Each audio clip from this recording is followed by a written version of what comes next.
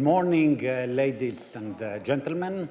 I have the pleasure and the honor to be the moderator of a panel of distinguished personalities on a very important theme, which is how we will develop major infrastructures in southern Eastern Europe, both horizontally and vertically, and I will say a few words on that immediately afterwards.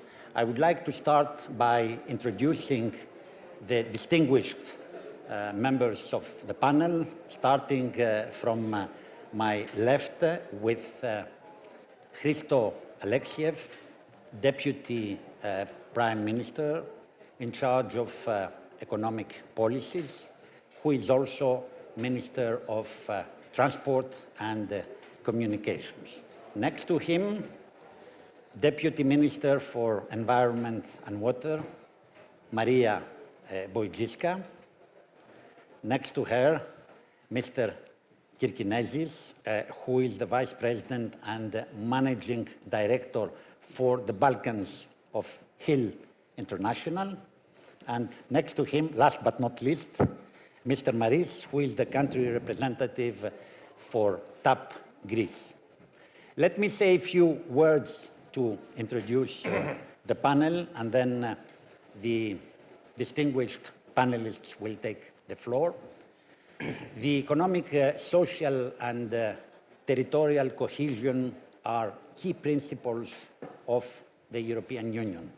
We, in the Balkans, we are somehow isolated. 3 member states, Greece, Bulgaria, and Romania. We have the Western Balkans expecting accession, and therefore it is important to ensure interconnectivity and connectivity in our region, both vertically and horizontally. Vertically becomes extremely important because of the war in Ukraine.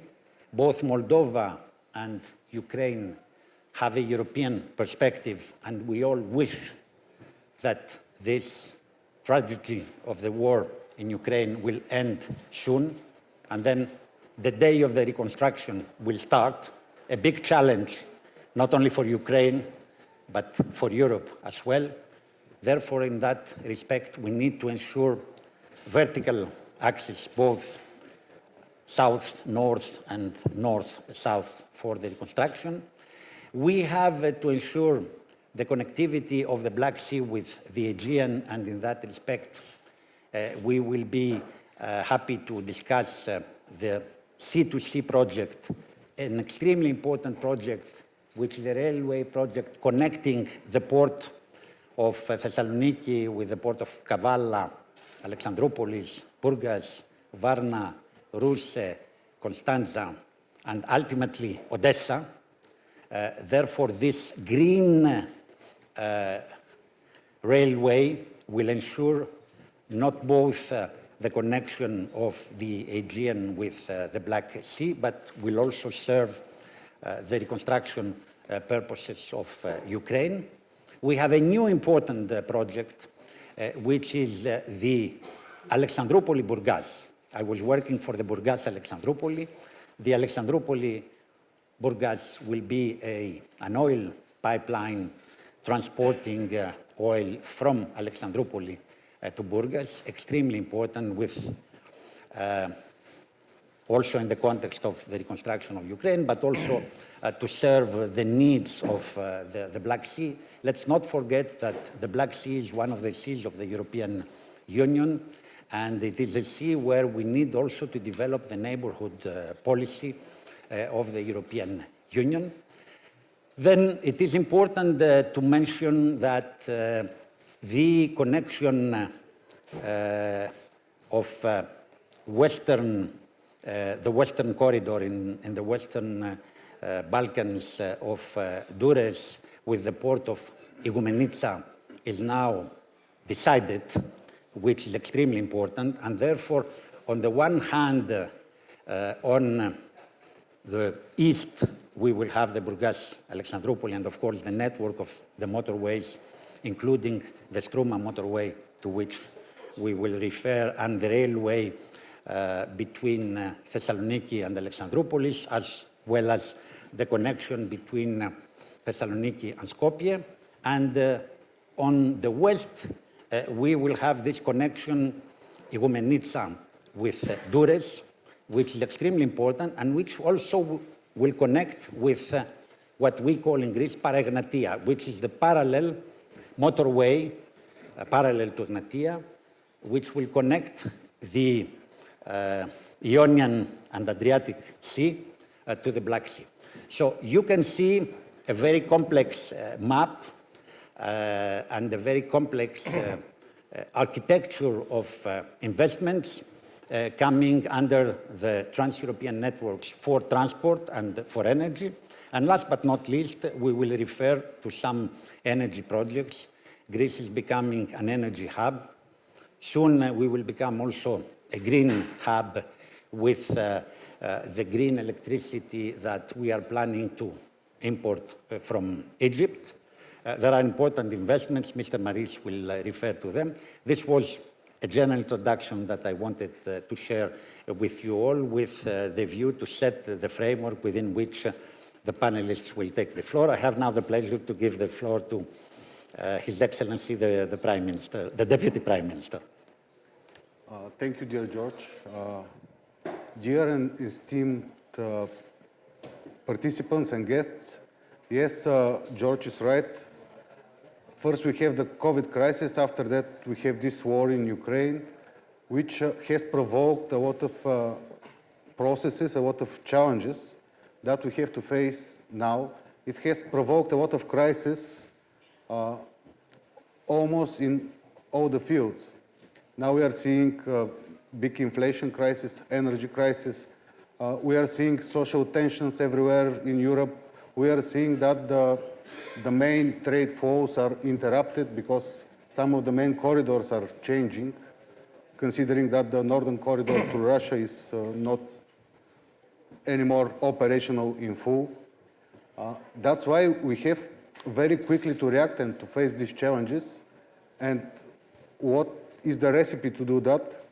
On first place, regionally, we have to work together. All the country must have common projects initiated by the public interest or initiated by the private, but this is for sure. And for example, with Greece, we have a lot of very successful projects together where we also have attracted private investments. And I think that this is the way to have more regional cooperation, but with concrete projects. On second place, what we are planning now in the field of transport, energy, digitalization, we cannot rely only on public resources to do that.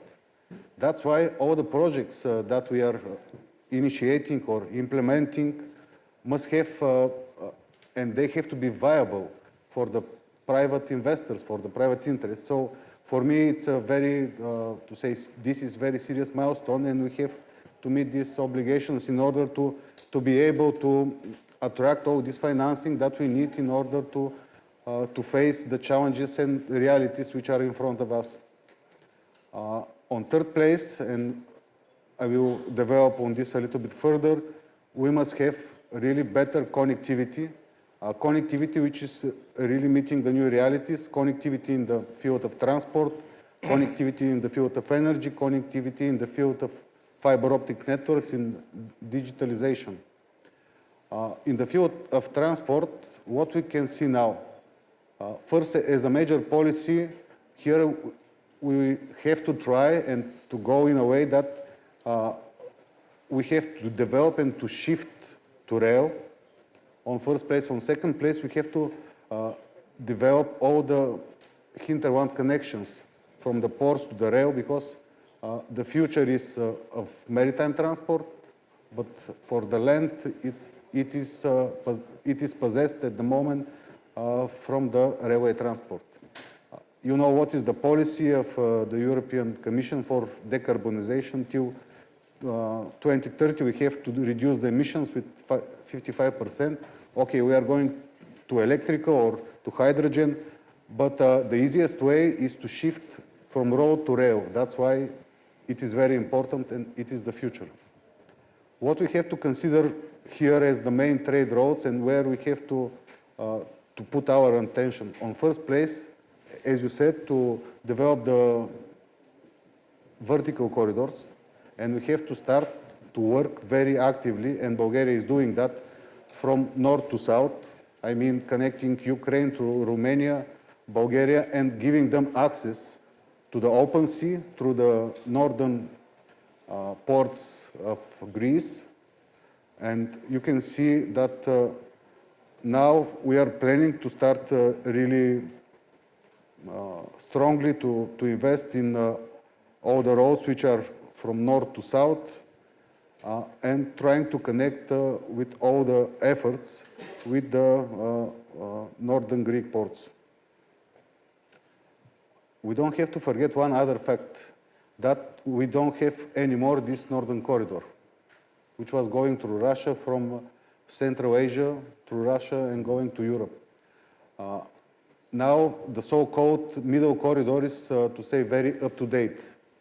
The middle corridor, maybe the esteemed participants doesn't know the road, but it's going from Kazakhstan, also China, through the Caspian Sea, after that Azerbaijan, Georgia, after that to the Black Sea. And what this corridor will give us. On first place, all these countries from Central Asia, they don't have a good open sea access. Second, now when the northern corridor to Russia is not working, they don't have a good access to Europe, even at all. That's why I consider that with projects like C2C, Bulgaria and Greece can, to say, help these traffic flows to go through Europe and through Ukraine and to the open sea without big interruptions. So very actively, for sure, we have to work on the middle corridor. And I think with C2C and the common initiatives for managing the Black Sea ports and of Bulgaria and the northern ports of Greece, because we have very good projects and initiatives combining our efforts there. And with C2C, we are giving the best answer for the development of the middle corridor. Of course, some other countries have ambitions here, but I think that Bulgaria and Greece can propose the best solution in order this corridor to be developed, to be operational, and to give added value to all the European economies and to the economies of the region.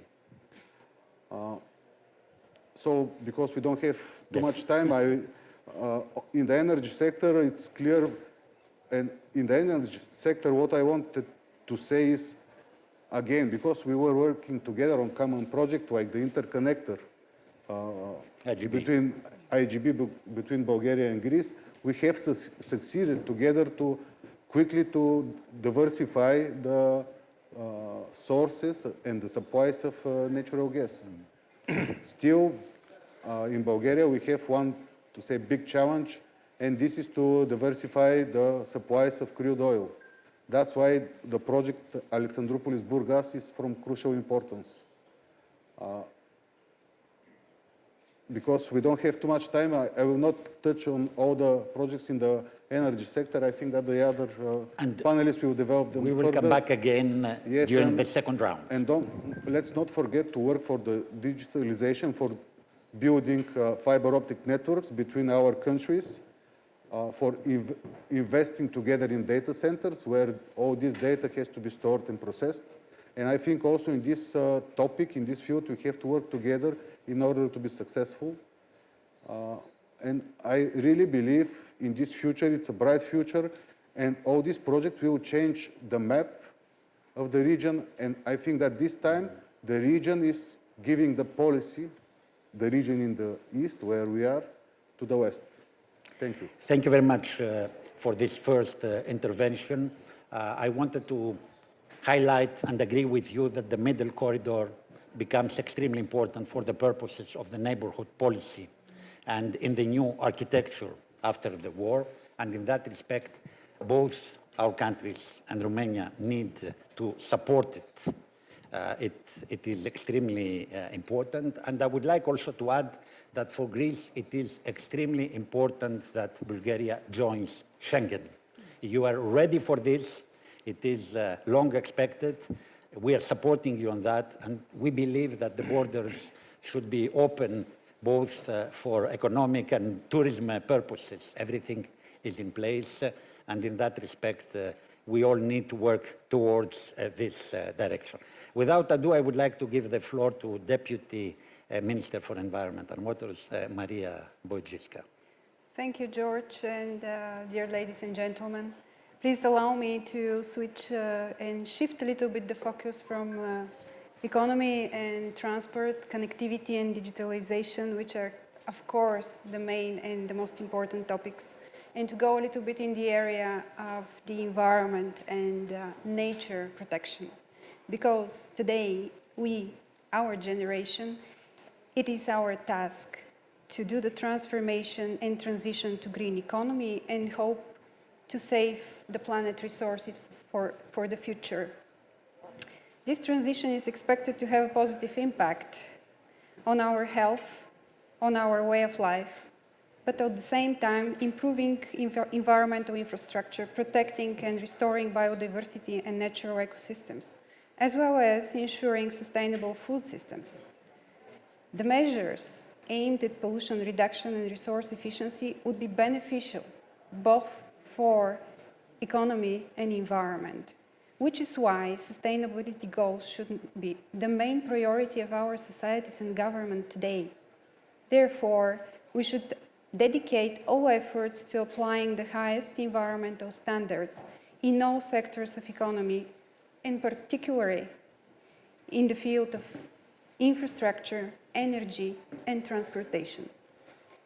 The opportunities for mobilizing private capital is very important as well. For the purposes of environmental protection, it should not be neglected. Private funding could be allocated to produce more green energy from renewables, implementation of energy-efficient production methods, transportation which is not based on fossil fuels. The private companies need to implement the environmental, social, and government framework in their day-to-day activities, which would guarantee, in fact, that the corporate policies are adequate to the climate and environmental agenda of Europe. To scale up investments in green transition, we need to make full use of public resources. By the way, they could be used to support experimentation, innovation, nature-based solutions aimed at prevention of pollution and also protecting biodiversity. The public sector should implement on broad scale of sustainable green public procurement as a tool to encourage participation of private companies in the field.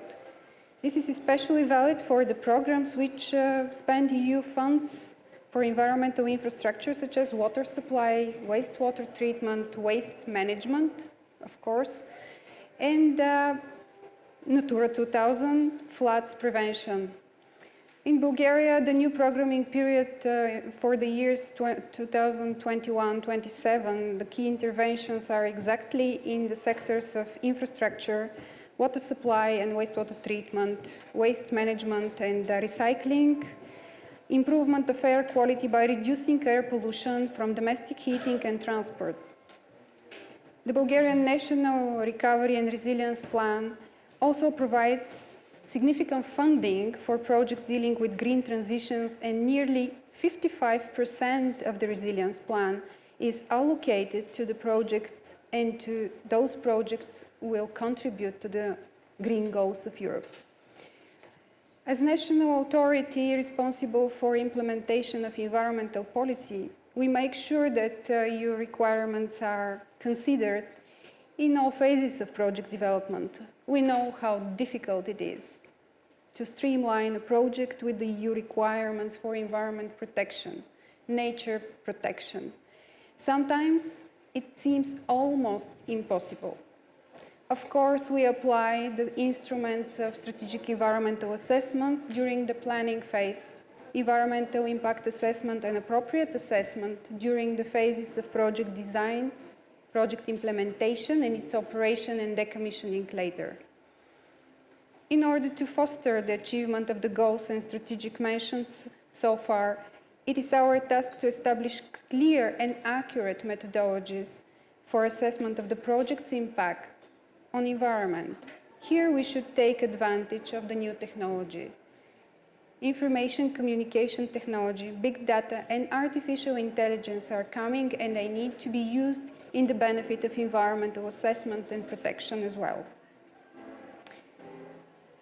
What I want to say at the end is I wish all the participants of the forum today here in Delphi also to find answer to most of the questions they have, being here in this remarkable place.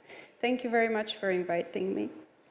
Thank you very much, Minister Boyadjiiska, for this first intervention on how we should green the major infrastructures, because this is the challenge within the Green Deal and in this period of climate crisis, to improve also climate proofing and introduce all the environmental processes to which you have referred, which will ensure that the projects will become green in their whole life cycle. Without ado, I would like to give the floor to Mr. Kirkinezis.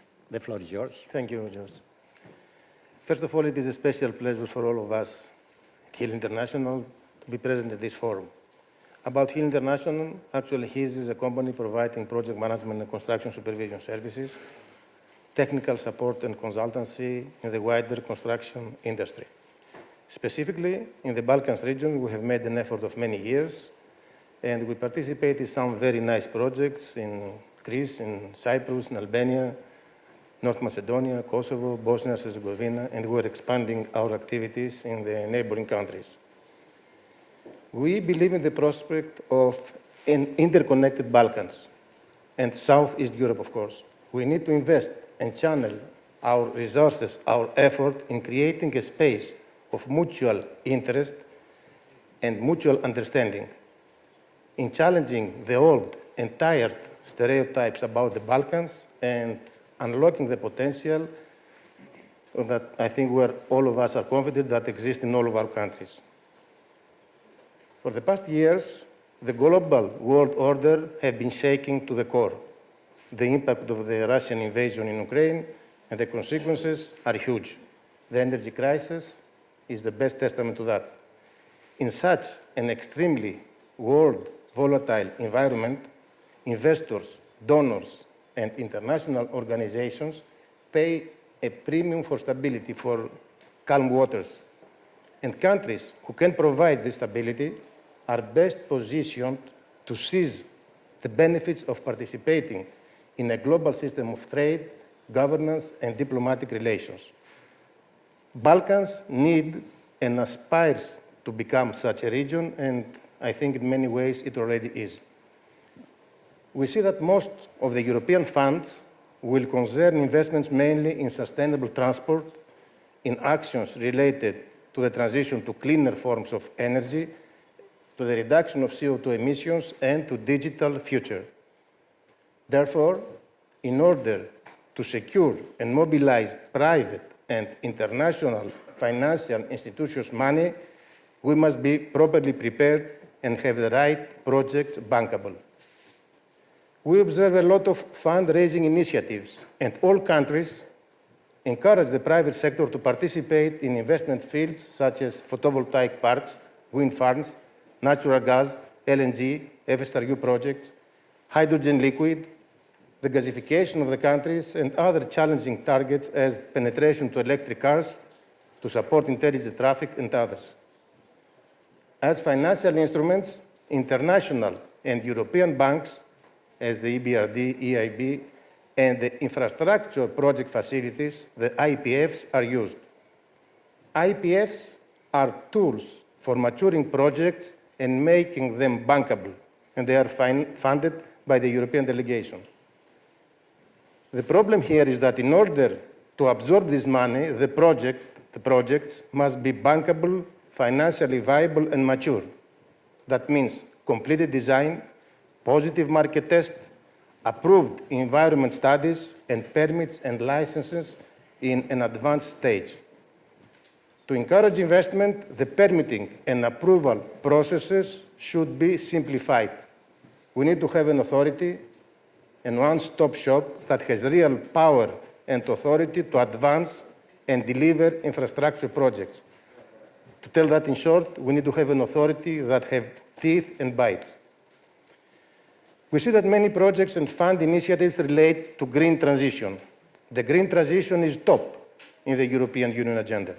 The bulk of the EU funds relate to actions in green forms of energy.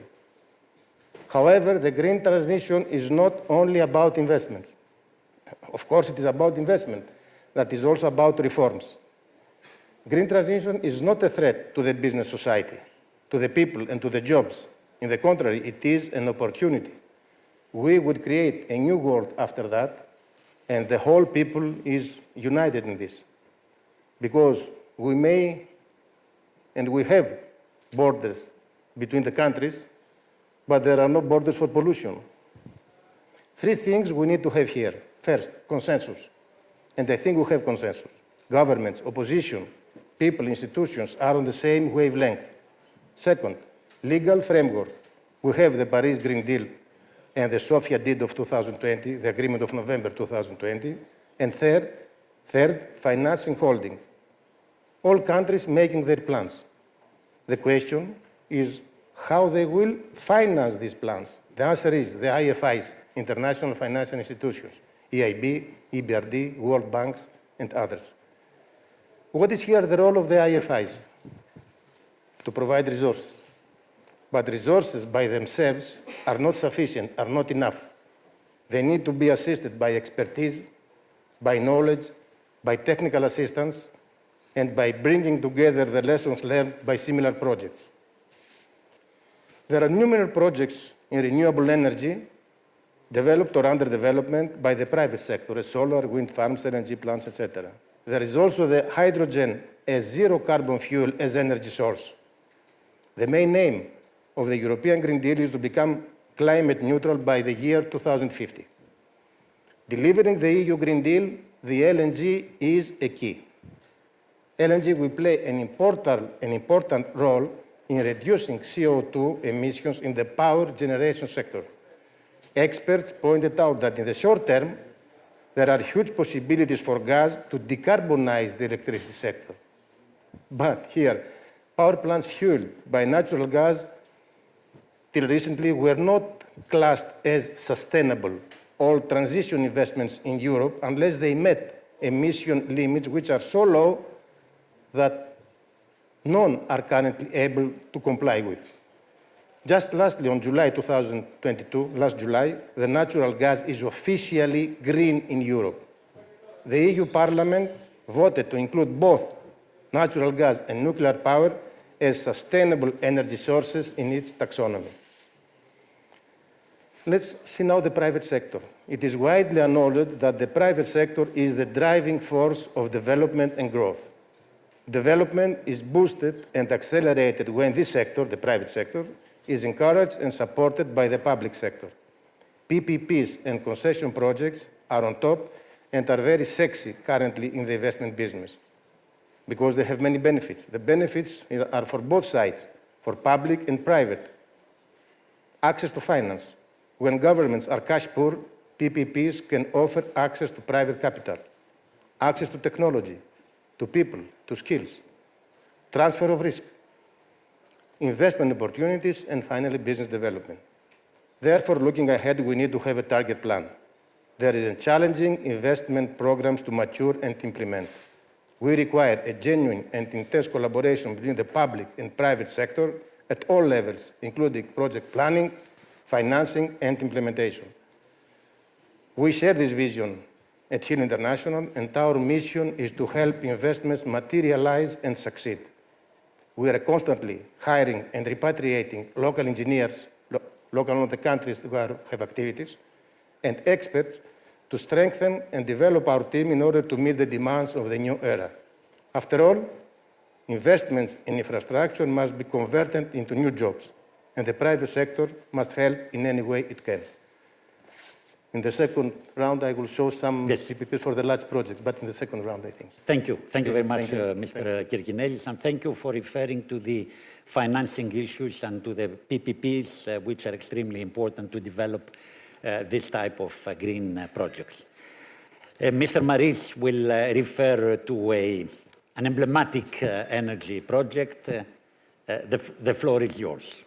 As you see, the time is flying. Yes, and the time I'm trying is flying. to So I ensure will try that to keep we it will as have brief time as for a second round. Yes, I'll try to keep it as brief as possible. Thank you, Mr. Chairman. George, thank you for the kind invitation.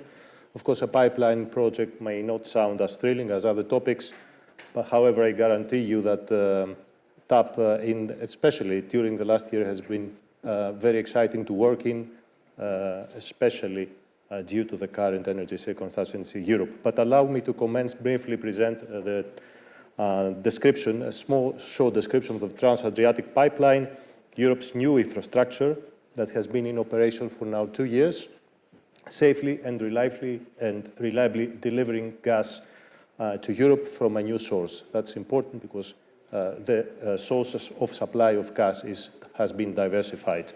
TAP is an international energy gas interconnector of 877 kilometers. Geographically, it connects Tanap at the Greek-Turkey border. It crosses all over Greece, northern Greece, through Albania, the Adriatic Sea, before becoming ashore at Italy and connected with Italian transmission system operator SNAM. In the Greek section, it connects, we have an exit point at Desfa, Nea Messymvria, Desfa, the Greek transmission system operator. Since the beginning of 2021, we have been importing over 22 billion of cubic meters of natural gas into Europe, and approximately 3 billion of those came into 2023. Being close to full capacity utilization, with significant short-term bookings, especially after the crisis in Europe. As Greece is concerned, TAP is covering about the 20% of Greek imports. So a more strategic view of the pipeline now. TAP is the European section of the Southern Gas Corridor. The Southern Gas Corridor brings Caspian gas, the Azeri part of the Caspian gas from the oil field of Sakhtenis number 2, and as such is a strategic importance, as we said, for Greece. In the past year, TAP has been invited to support the European energy system to face its challenge, and in TAP we did everything we could to maximize the capacity to the market on a short-term basis. Of course, the initial capacity of TAP has been already booked. The 10 BCM per year capacity has been booked for 25 years by the initial shippers, so it is only incremental gas that could transport to Europe after the beginning of the crisis. What is important to know, as also George mentioned, is that there is a possibility to expand the capacity, actually to double the capacity of TAP to 20 BCM, providing more gas from an alternative source to Europe, further securing the energy of supply. In fact, the increments, the increase of the capacity are performed through market tests. The market is deciding whether it needs the additional capacity. And in 2023, the market triggered, and we are implementing capacity expansion of 1.2 BCM per year by adding a compressor station at Kipi. Of course, I cannot finish without mentioning the interconnections with Bulgaria. IGB, since October, we've been connecting with IGB and providing gas to Bulgaria, also together with Desfa. Up to now, we have delivered approximately 1 billion cubic meter. The capacity of IGB is 3 BCM per year. It can be expanded up to 5. Another interesting interconnection, it would be the Ionian Adriatic pipeline. It is a future project where TAP will connect in Albania, and of course it will provide natural gas as a transition fuel to the whole area of Western Balkans. TAP has been recognized by DG Neighborhood and Enlargement as a flagship project in the region for the decarbonization of the heavily dependent lignite and coal-dependent area of Western Balkans. So we know that it is important to bring a new, cleaner, not 100% clear, but cleaner fuel in Europe. TAP, of course, will perform the second part of the market test in 2023 by October, and the market will decide whether an additional capacity expansion will be triggered. The aim, as discussed and agreed with the Azeri government, is to double the capacity of the southern corridor by 20 BCM. And of course, I will be happy to answer the question soon after. Thank you. Thank you very much, Mr. Maris. I do believe that we all agree that doubling the capacity of TAP is extremely important, because this will also serve Bulgaria through the IGB, and it will serve the needs of the region. So let's go ahead with this bright idea. Can you reply in 30 seconds to the question that I wanted to ask you, because we start from the end and then we move to the beginning. Can TAP also accommodate hydrogen, as gas is a transition fuel and hydrogen is the fuel of the future? Can it become? Yes. Thank you for this question. As Europe is going towards carbon neutrality 2050, it is important to be able to accommodate this green energy, renewable hydrogen. Of course, as we said, the initial capacity of TAP was designed and conceived as the whole Southern Gas Corridor to transport natural gas from the specific gas field in Kirkinezis. Of course, with the capacity expansion, this can be triggered, and in TAP we are now conducting tests to verify the hydrogen readiness of the pipeline. In 21, we've been confirmed that a hydrogen readiness test was positive, so it was confirmed that we could have transport of hydrogen in blends with natural gas. TAP will never become a 100% hydrogen pipeline, but under certain circumstances, it will be able to transport hydrogen. So the reply is that blending with hydrogen is possible. Is possible. In the expansion of the project. Yes, under certain circumstances. Of course, the regulatory framework needs to be developed. Thank you very much. A very short question to Deputy Minister Boyadjiiska. In the implementation of the green projects in Bulgaria, do you have a best practice that you would like to share with us very briefly, possibly in one and a half minutes? Yes, if you can put the slides on the screen. Of course, we discussed how difficult it is to incorporate all the environmental legislation into the project design and development. But also we need to put attention to the taxonomy regulation, which is just very important regarding the do no significant harm principle. Green public procurement is another topic which needs to be covered. As you can see on this map, I will show you the project of Struma motorway. You can see the exact location of the motorway. From the entire project includes 3 lots, and only the one in the middle, lot 3-2, is still pending to be constructed.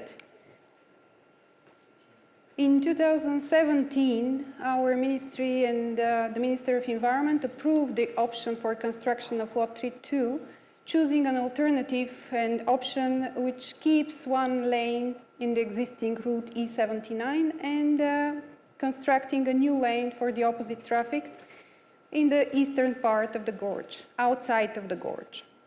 You know that the gorge, Kresna Gorge, is one of the Natura 2000 areas in Bulgaria. The Natura 2000 covers 35% of our territory. It's a real challenge to construct and build a project. After having this environmental impact assessment and appropriate assessment decision, we went for development of site-specific conservation objectives in order to prove that we will not damage the habitats and the birds. And in this regard, additional analysis, oh no, this is not the file, but anyway, additional reassessment of the conclusions of the environmental impact assessment and appropriate assessment in the light of the new site-specific conservation objectives was carried out. And the results incorporate actually the newest technology. This methodology involves new traffic data and ICT information from the toll system in Bulgaria. It incorporates information about the ambient air quality from the national monitoring system.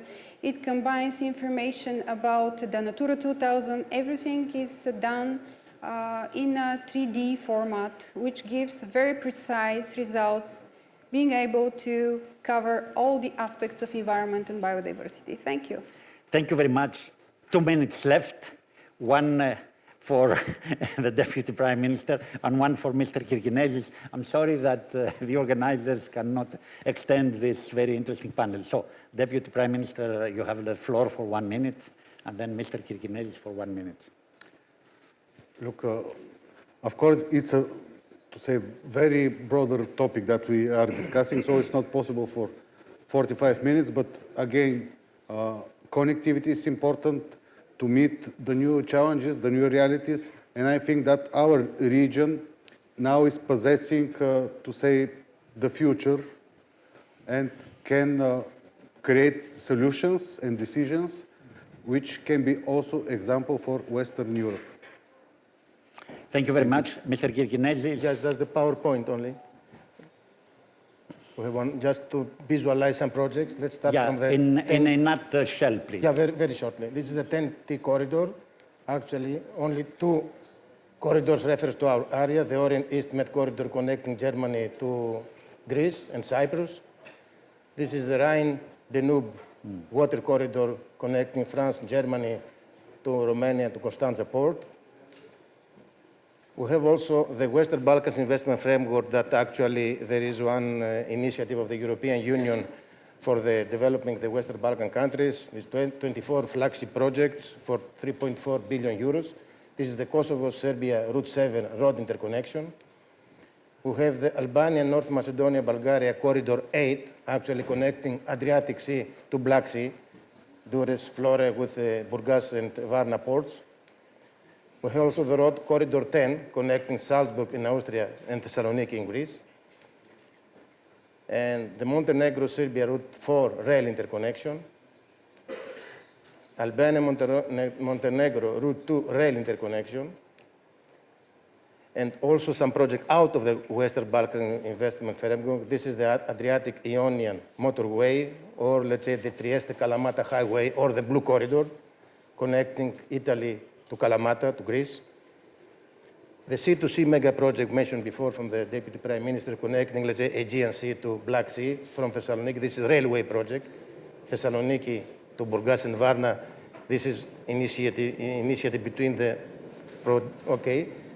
Just pipeline corridor already mentioned, the Alexandroupolis Port Authority. And lastly, the Ellinikon mega project that we here are proud to be part of this. This is the largest waterfront urban project of 9 billion euro, the biggest, the largest in Europe. Thank you. Thank you very much. There is no time left to draw conclusions. There are a lot of challenges ahead. I would like to thank all the speakers, to thank the audience, to thank the interpreters. The panel is over. Thank you.